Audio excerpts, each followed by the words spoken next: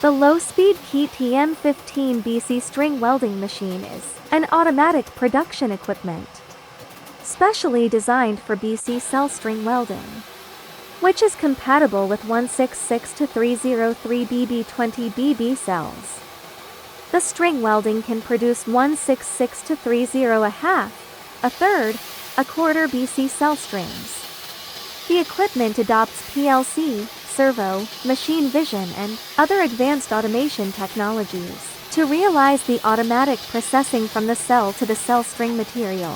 Supports forward and backward bevel welding for monocrystalline cells. Welding method: infrared heating welding. Equipment utilization rate: 95%.